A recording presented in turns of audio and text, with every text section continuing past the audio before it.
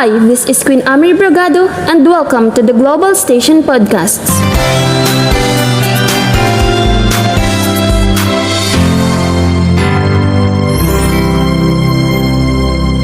We're really glad you guys are here because this podcast is really designed for you, our global listeners community. With my co-hosts, Miss Reynalyn Abero and Mr. Romel Bagorio. Hey everyone, this is Reynalyn Abero and you are listening to Global Station Podcast, the show that explains everything there is to know about communication and mental health. At the last part of this podcast, we'll be having a special guest. So global listeners community, stay tuned and relax. Communication is part of everyday life, right, Reynalyn? Yes, from having that casual chat to sending letters to using phones and especially now the use of online platforms to communicate now than ever before. That's right, partners, yet the core of communication remains unchanged, and that is to be understood what their needs are. Just like in asking how are you, definitely it can make someone's day.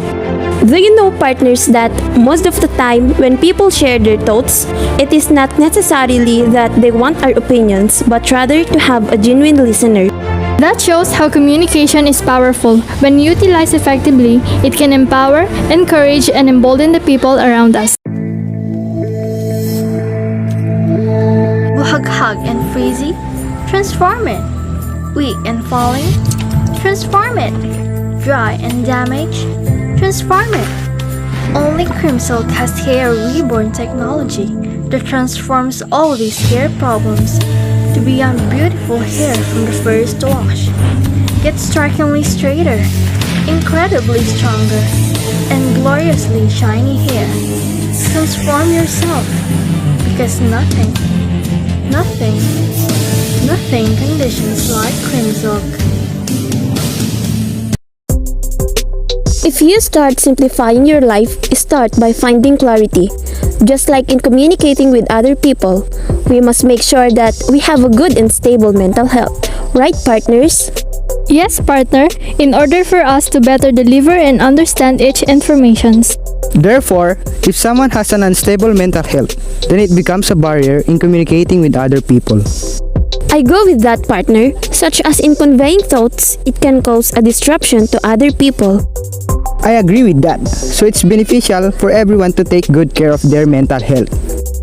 To our global listeners community, did you hear that?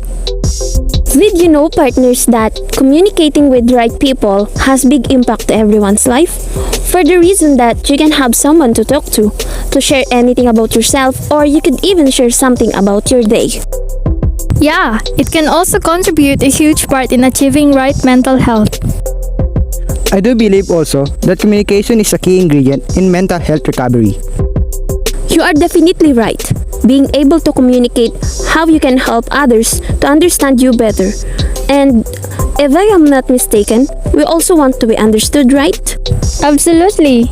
However, mental distress can affect communication, as there are times when it can be much harder to find the words, even for articulate people.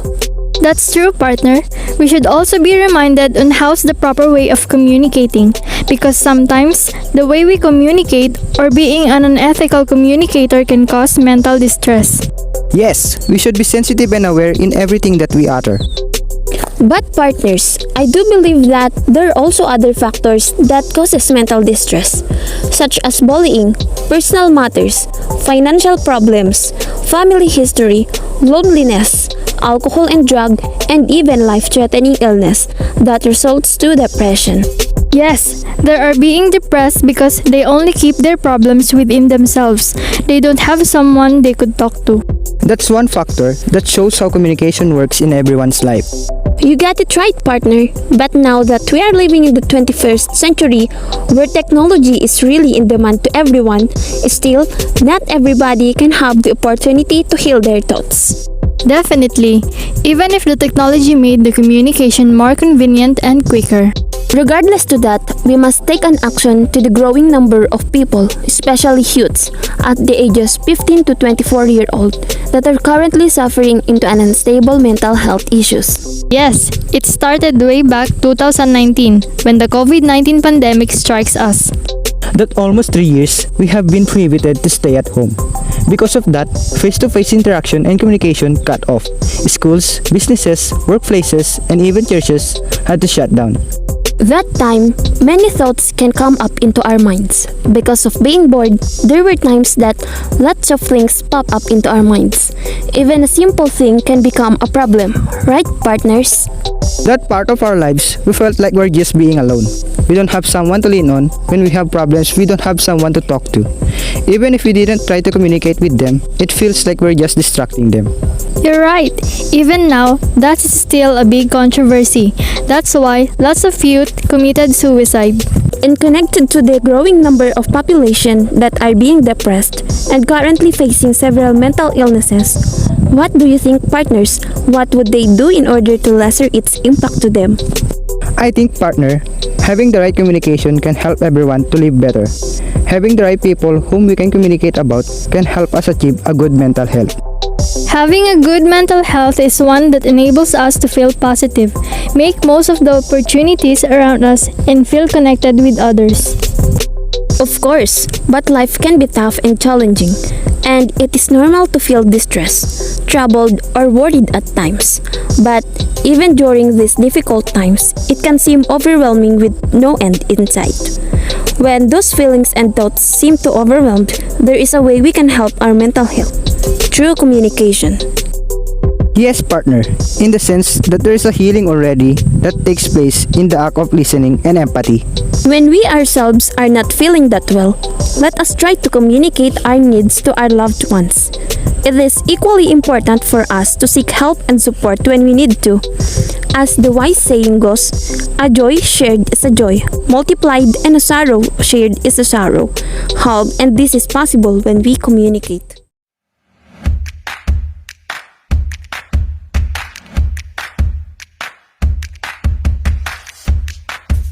Let me introduce to you our global listeners community, our special guest, Miss Eliza Amistad. How are you, Eliza? We are glad you are here. Could you share us something about your experience before that can inspire our global listeners community? Good morning, everyone. I am so glad and thankful that I was invited to this radio program. So, before I start, let me introduce first myself to you. I am Ali. I am here to speak and share my direct experience of my life 2 years ago. This is when depression eats me up from the inside and out. So yes, I am a survivor of depression and I am here to share my story and to motivate people who are suffering depression right now. So this is my story.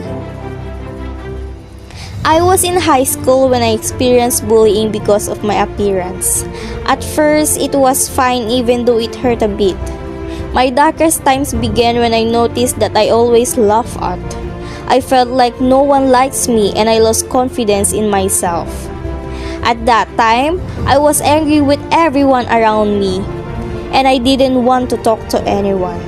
I always questioned myself as to why I was being treated like this. I felt as if I had lost myself and wouldn't ever be the same again. I had no motivation to do anything because I couldn't see a future for myself. Anxiety caused me to believe everyone was faking their love for me. The word cheer up were the worst thing anyone said to me. Those two words triggered thousands of horrible thoughts, and I was beating myself up for not hiding how I felt well enough from everyone around me. I came to the point to end my life, but then I talked to my parents and told what I experienced and felt because I needed to talk to them to help me what I was going through. They comforted me and they always told my importance and their love to me. By talking to my parents, I was relieved and the pain I was feeling was gradually eased. This is my message to you guys. If you are struggling with thoughts of suicide, please know that you're not alone and that recovery is possible. I've been there. I know what you're going through. Not only was I am lucky to survive my attempt, but I was also lucky to have my family who stuck with me through the worst of times. Just don't forget to communicate and share what you're going through with the trusted persons in your life. Give the people in your life a chance to help you. I hope my story inspires you, global listeners community, to keep fighting and keep focused on the goal of feeling like yourself again, because you can get there too. Thank you. Thank you, Eliza. So that shows how communication works. So let us communicate to seek the wellness of others and make a positive impact on others' life. It can be surprising what stories we may hear or things we learn from others when we came from a place of sincerity and openness.